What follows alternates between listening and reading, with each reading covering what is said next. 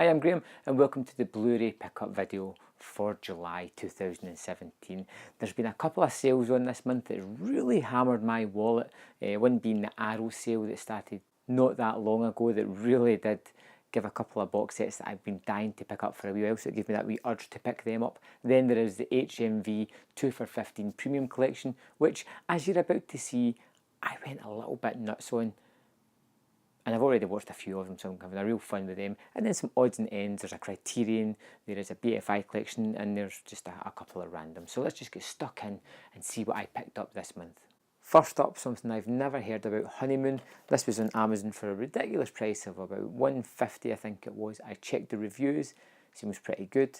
Guy and a girl go into a cabin in the woods. All horror movies kind of start like that, to be fair. The girl starts sleepwalking, spooky things start happening, so on and so on. I'm hoping it's going to be pretty good for that price. You know, if it's not a bad watch, I'll just trade it in for something else. Ghostbusters. I was one of the few people that seemed to like this in the cinemas, and you know what? I watched it again, and I kind of like it still. I think it's fun. I think it does enough homages to the original. It's a different time. It's a different world now, and this thing is a different animal completely. And I like it. And what I don't like about it is all the hubbub it came because of women, because really, who cares? I just wanted more of this. It's a shame that it didn't do as well as it could have. I think in a few years, once all the buzz has died down, people are going to look at this as just a fun, colourful flick, some good special effects, some good laughs, and generally an all-round enjoyable movie. Okay, next up, another Criterion movie I've picked up. I don't pick up many of these, so it's few and far between. And this one is Lone Wolf and Cub set. Now this has all 6 of the Lone Wolf and Cub movies, which is great, but it also has the sort of remade up Shogun Assassin. Now I've seen that before and I did enjoy that, and that's kind of like a amalgamation of a few of the movies put together to kind of create a narrative that didn't wholly work. It was still fun, but now I've got the set and I can't wait to get into it. As always with Criterion, it's got a ridiculous amount of extras that's probably going to take me a lifetime to get through. I may jump into some of them, I may not. I'm just more excited to see the crazy, wacky movies. It's Indicator time, and there's 3 releases this month in the Indicator label, Powerhouse Films, and the first one was The 5,000 Fingers of Dr. T. I know nothing about this one, as with most of the Indicator movies. It was written by Dr. Seuss, has my interest already, but a young boy learning to play the piano. I don't know anything else other than that. It's got a crazy amount of extras. It's got Dr. T on screen. It's got like an introduction by Karen Kramer, shorts, Joe Dante trailer commentary. They're always pretty fun. Loads of things, as always with Indicator. Usually I'm pretty happy with what they've brought out, most of the time anyway. It's no-brainer pickups for me. Next up on an Indicator pickup is Mickey 1, starring Warren Beatty, directed by Arthur Penn. It's kind of influenced by the French New Wave. It's about a guy that goes on the run for the mafia, I think. But again, other than that, I don't really know much. Loads of extras, a 40-page booklet. If you haven't got into these Indicator movies, you really need to. I'm going to suggest that 10 Rillington Place and Christine is a great way to start with this. Maybe even Body Double as well. It's the world premiere on Blu-ray of Castle Keep. Look at this cover. It's got Burt Lancaster with an eye patch. It's some kind of army movie. That's all I know about it. I don't even want to look at the back to see if any of the extras sort of hint towards anything. I know it's limited to 3,000 copies, and like I said, it's the first time ever on Blu-ray. Yes! Okay, I've got to try and do a speed round now. I'll fire through these. It's lots of HMV Premium Collection pickups. I'll just tell you the number, the movie, a little bit about it if I can, if I've already watched it. Here we go. Number 1 in the series is them about giant ants after a nuclear blast causing mayhem in the general population. I thought this was going to be more about the ants, but it's more about a procedural. I liked all the elements about the movie, with probably the least exception being the ants that look particularly poor by nowadays standards, but kind of novel to see that, how it was effective at that time. Next up is Forbidden Planet. I've not seen this in years. Robbie the Robot, Leslie Nielsen, Invisible Monsters, Silent Green. I don't really know much about this. Well, I know the twist of it, which I almost said there, but I didn't. I managed to hold back. I'm really looking forward to checking this out. I like these sort of 50s, 60s science fiction movies. I always think they're pretty much fun, and Charlton Heston is just one of a kind in my opinion. Speaking of Heston, he returns in Omega Man, one movie that I've watched and I thought started off really fun, silly, kind of stupid with the hooded figures, and get kind of boring the more the movie went on. Still, it was an interesting first watch. Got a couple of 10-minute features with it, like extras, nothing spectacular. Still, I don't think this is one I'm going to go back to either. All the President's Men, Robert Redford, Dustin Hoffman, a movie I saw years ago. I'm really looking forward to get back into this. Redford is one of my favourite actors, especially from the 70s. I think he was terrific in everything. Speaking of the 70s, Jenny Agutter, Logan's Run.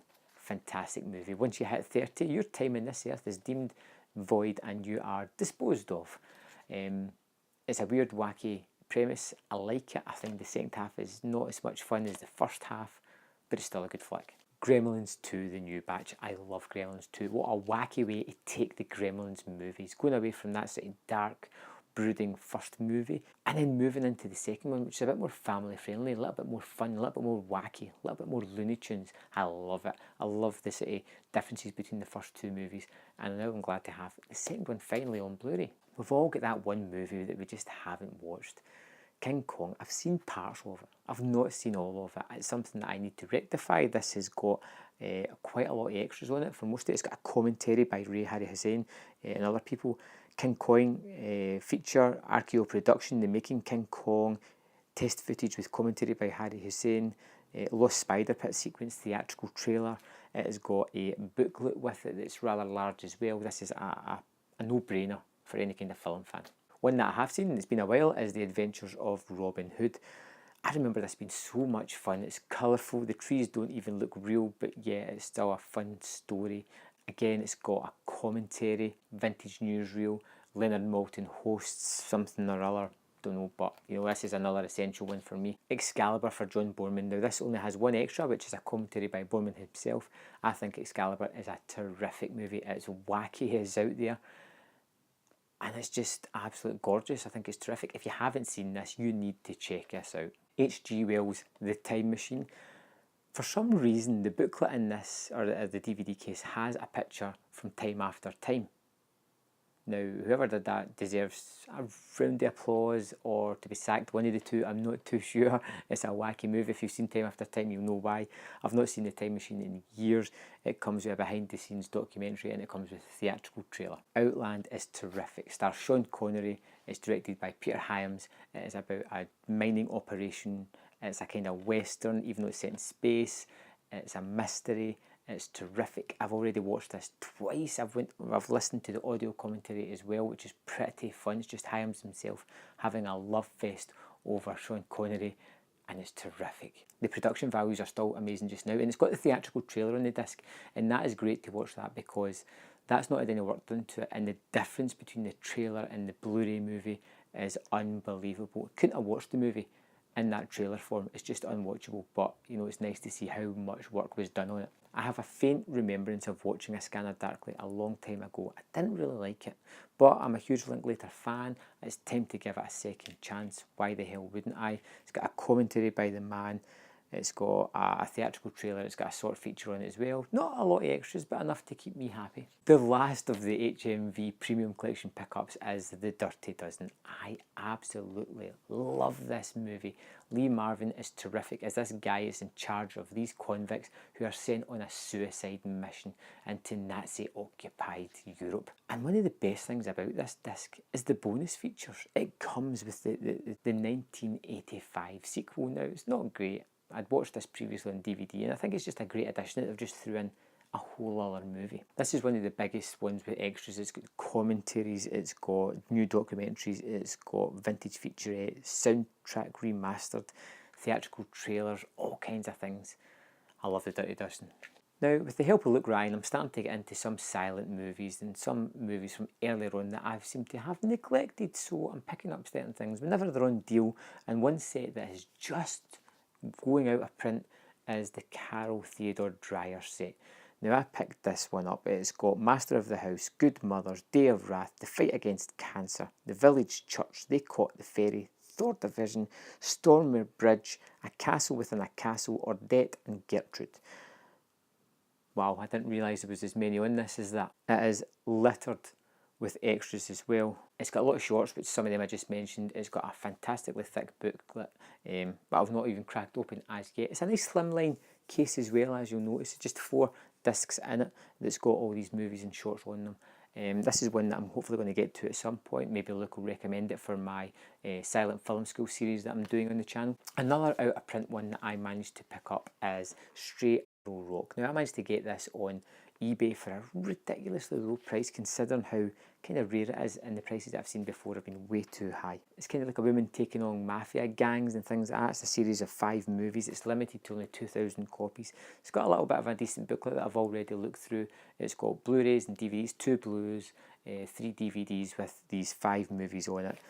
These are the kind of things that I just eat up. I love these kind of genre movies from the 60s, 70s, and I'm sure this will go down a treat. Nikatsu Diamond, guys, Volume 2. This was in the Arrow sale, and it's one that I've been watching for a while. It's not a great markdown, but it's one that I was always going to pick up at some point, and it's limited edition to only 3,000 copies, so I had to get it.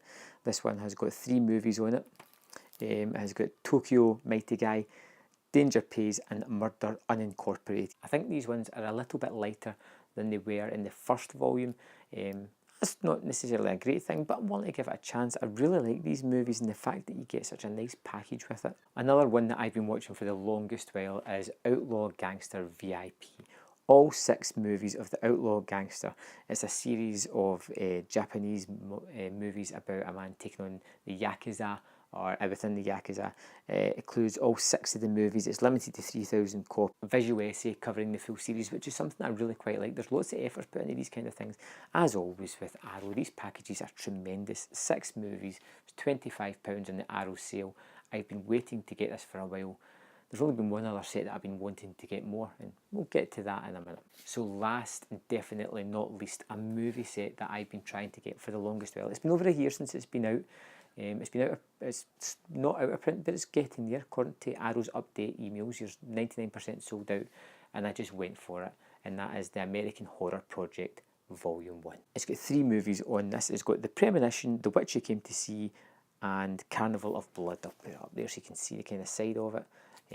It's got a nice thick booklet in there as well. I've not cracked this one open as yet. It's got DVDs and Blu-rays of each of the movies. They said it's 3 tales of violence and madness from the 70s, and that captures my attention straight away. I like the idea of this kind of set. Horror movies that made a mark but weren't big enough to be deemed classics or anything like that. Things that have just sailed by under the radar, and they've been put together in a fantastic box set and given the kind of treatment that makes you want to stand up and pay attention to it. I'm really happy to get this set. It's currently on the Arrow sale. This is the last day of it if you get in there. In fact, I've just went in and placed a large order before it finishes today. That you'll see the end of next month or something, or maybe do an extra video for it mid-month to show off what I picked up. As you can see, I picked up a lot. More than I should have. Again, I'm going to have to try and calm down, but there's some major sets coming out soon. What have you pre-ordered that's coming out? What are you looking forward to? I'm assuming we've all pre-ordered The Thing on Blu-ray, which looks tremendous. I've got some other things pre-ordered as well. If you see any good deals, if there's anything you think I've maybe missed out, let me know in the comment box below, and I'll see you next time on Man vs Film.